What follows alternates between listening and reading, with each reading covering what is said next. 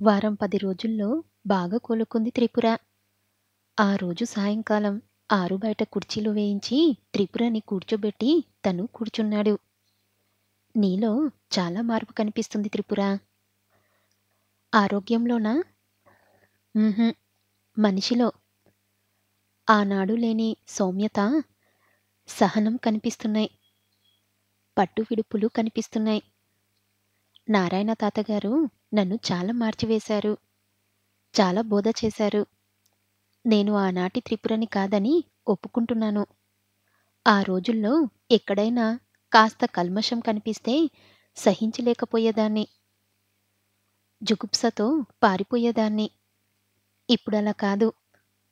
కల్మషం కనిపిస్తే కడిగివేసేందుకు పూనుకునే సహనం కలిగేటట్టు చేశారు మా తాతగారు. దూరంగా పారిపోవద్దు, నమస్కరించు అని తరచూ చెప్తుంటారాయన. 25 కిందట ఈ తెలివితేటలుంటే మన జీవితాలు ఇలా విడిపోయేవి కాదు కదా! ఇప్పుడు తవ్వుకొని లాభమేమిటి? అయితే ఆ సంగతి ఇక మాట్లాడకు. నేను రేపు వెళ్ళిపోతున్నాను కదా! ఫీజు అడుగుదామనుకుంటున్నాను త్రిపుర. ఫీజు విచిత్రంగా అడిగింది. నా చెయ్యి పడ్డాకే నీ ఆరోగ్యం చక్కపడిందని ఒప్పుకుంటావా? హ్మ్. అయితే ఫీజు ఇవ్వాల్సిందే కదా! ఏమివ్వాలి? డబ్బు కాదు నేనడిగేది. మరేమిటి? నేను ఇండియా వచ్చేయడానికి ఇంకో 6 ఏళ్ళు పట్టేట్టుంది. అంతవరకు నువ్వు అమ్మ దగ్గరుండాలి.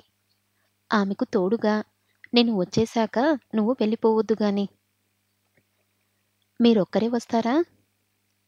భావన ఇప్పట్లో రాదనుకుంటాను. బేబీ తన చదువు అక్కడే సాగాలని పట్టుబడుతుంది. భావనకి కూడా ఇండియాకి రావడం అట్టే ఇష్టం లేదు. బేబీ చదువు అయిపోయాక ఏమవుతుందో గాని ఇప్పుడు మాత్రం రాదు. నేను మాత్రం వచ్చేయాల్సిందే. అజిత్ అత్తయ్య బరువు మోస్తున్నంత వరకు ఆమెకు ఇంకెవ్వరి అవసరం లేదు. అజిత్‌కి నాయనమ్మ మీద ప్రేమకేం తక్కువ లేదు. కానీ వాడు పనిపాటల మీద బయటికి వెళ్ళిపోతుంటాడు. అమ్మకి సహాయంలో ఒక ఆడతోడుండడంతో ఎంతో అవసరం. నువ్వుంటే ఆమెకు చాలా నుశ్చింత. ఆమె నిశ్చింతే నాకు నిశ్చింతం. బంధాలన్నీ తెగిపోయాయనుకున్నాను. మళ్ళీ కొత్త బంధం మెడకు వేస్తున్నారా? బతికి ఉన్నంత వరకు బంధాలు ఎక్కడ తెగుతాయి త్రిపుర? 25 క్రితమే తెగిపోయిందనుకున్నాం మన బంధం. కానీ నీకు సీరియస్‌గా ఉందని అజిత్ రాయగానే నీకోసం వచ్చేశానా లేదా? నీ పట్ల నా కర్తవ్యం మిగిలిపోయిందని, అది నెరవేర్చే అవకాశం వచ్చిందని వచ్చాను. ఇంతకాలం ఈ సంసారుల మధ్య నేను ఊపిరి బిగపట్టినట్టుగా ఉన్నాను. తాతగారి జ్ఞాన సంపదనకు వారసురాల్ని కావాలని తహతహతో ఉన్నాను. ఆ సమయం వచ్చేసింది కూడా. తాతగారు వచ్చే ఆషాఢ ఏకాదశికి జీవన సమాధి అవుతానని చెప్పారు. ఆయన సమాధి చెందాక ఆయన ఆశ్రమాన్ని నా నివాసం చేసుకోవాలనుకున్నాను.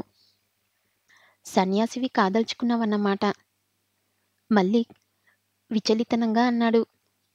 కొద్దిగా నీ విషయంలో నేను సహనం చూపి ఉంటే, నువ్వు నా దారికే రావాలని పట్టుదలకు పోకుండా ఉంటే, నీ జీవితం ఇంత రక్తమైపోయేది కాదు కదా!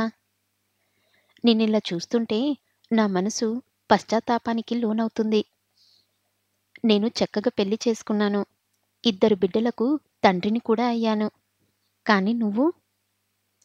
ఇంతవరకు నా జీవితం వ్యర్థంగానే గడిచిపోయిందండి. ఇప్పుడు అలా జరగడానికి వీల్లేదనుకుంటున్నాను.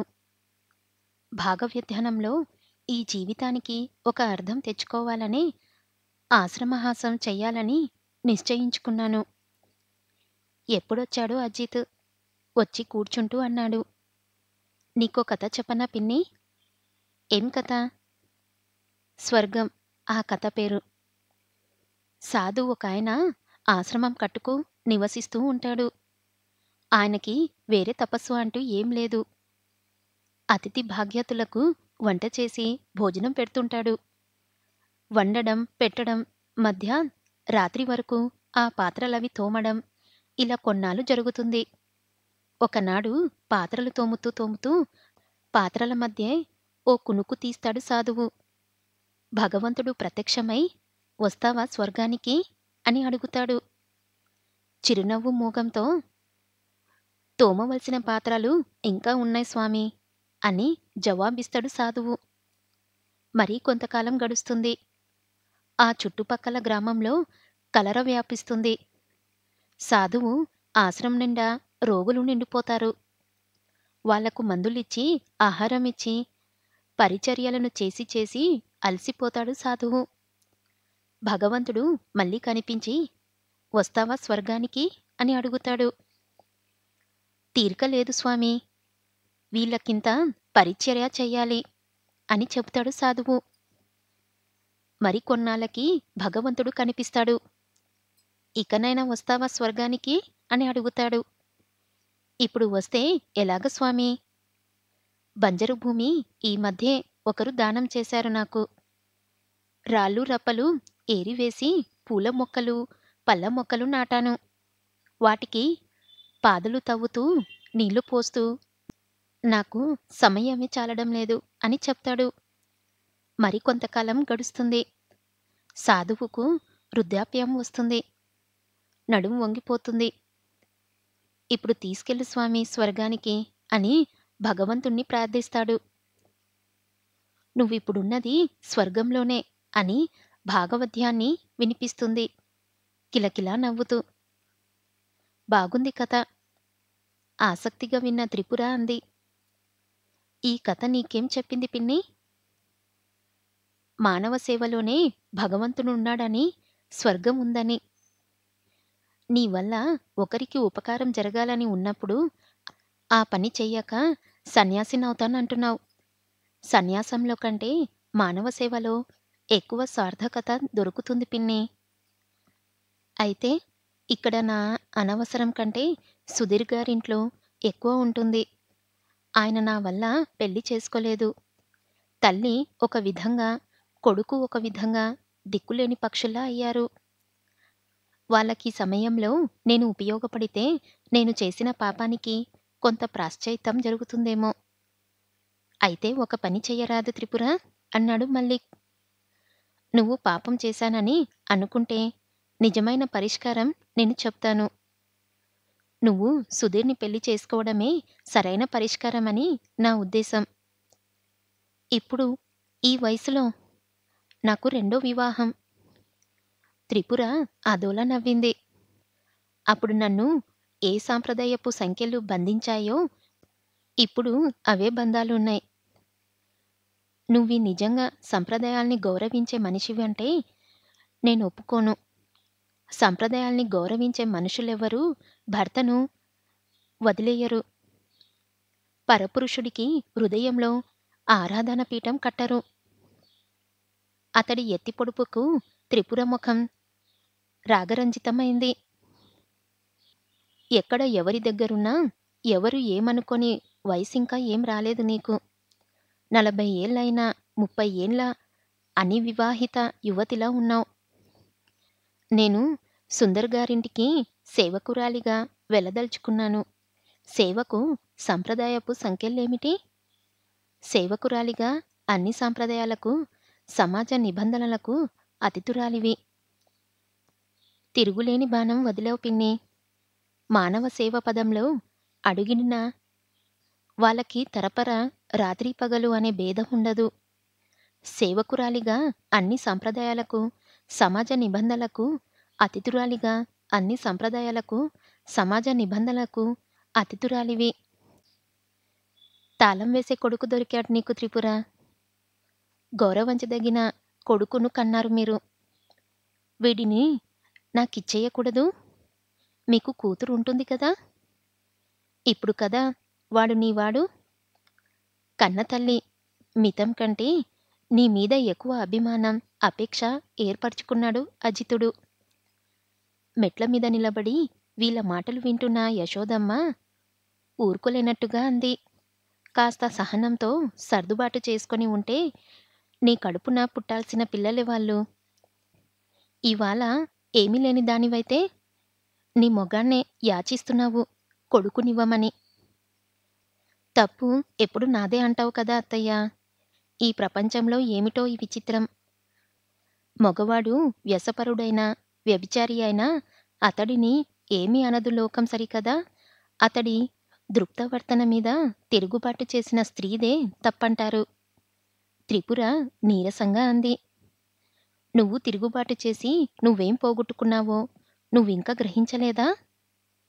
ఏం పోగొట్టుకున్నానో, ఏం పోగొట్టుకోలేదో నాకు తెలుసు అత్తా. త్రిపుర సుందరింటికి వచ్చి 15 రోజులవుతుంది. భార్య కాని భార్య, కోడలు కాని కోడలన్నట్టుగా ఉంది ఆమె పని అక్కడ. మీనాక్షమ్మ పూర్తిగా మంచంలోనే ఆమెకు స్నానం, బట్టలు మార్చడం, తినిపించడం అన్నీ స్వయంగా చేస్తుంది త్రిపుర. సుందర్ పాదం కింద మోపడం లేదు. పాదంలో జాయింటులన్నీ కదిలిపోయినట్టున్నాయి. చీము, రక్తం వస్తూ ఉంటుంది. పాదం తీస్తేనే పీడ పోతుందని డాక్టర్లు చెప్పారు కానీ అంగవైకల్యం శాశ్వతం చేసుకోవడానికి ఇష్టపడలేదు సుందర్. రోజూ పాదం శుభ్రంగా తుడిచి, మందు వేసి, బ్యాండేజీ కట్టాలి. ఆ పని త్రిపురే స్వీకరించింది. ఈ కట్లు, ఆయింటిమెంట్లు వల్ల లాభం లేదు డాక్టర్ గారు. నేను ఆకుపరుసు పోస్తాను. వారం రోజులకల్లా ఎముకలు అతుక్కొని పాదం నొప్పి తగ్గకపోతే చూడండి అంది త్రిపుర. అన్నట్టుగానే అజిత్ను నారాయణ తాత దగ్గరికి పంపి ఆ ఆకు తెప్పించి పసురు పడింది. చిత్రంగా 2 రోజుల్లో చీము మానేసింది. క్రమంగా నొప్పి కూడా తగ్గసాగింది. 6 గంటలకల్లా లేచి ముఖం కడుక్కొని టీ కోసం రెడీగా ఉండేవారు. ఇవాళ 7 లేవలేదేమిటి డాక్టర్ గారు? సుందర్ గదికున్న కట్టెన్ తీసి తలుపు మీద వేసి ఇంకా వెలుగుతూనే ఉన్న బెడ్ లైట్ ఆర్పేసింది త్రిపుర. నిద్ర లేచి గంట పైనే అయ్యింది. ఇవాళ కళ్ళు తెరవగానే మీ ముఖం చూడాలని అలాగే కళ్ళు మూసుకొని పడుకున్నాను అన్నాడు సుందర్. కళ్ళు తెరిచి ముందుగా ఆమెని చూస్తూ, డాక్టర్ గారు ప్రలోభంలో పడిపోతున్నట్టున్నారు. అమ్మ సజీవంగా ఉన్నంతవరకే మీరిక్కడ ఉండడం అని ఖచ్చితంగా చెప్పారు. మీరు నా ఇంట ఉన్నన్న రోజులైనా నీ చెలిమిని, మీ సహచర్యాన్ని మనసారా అనుభవించనియరా?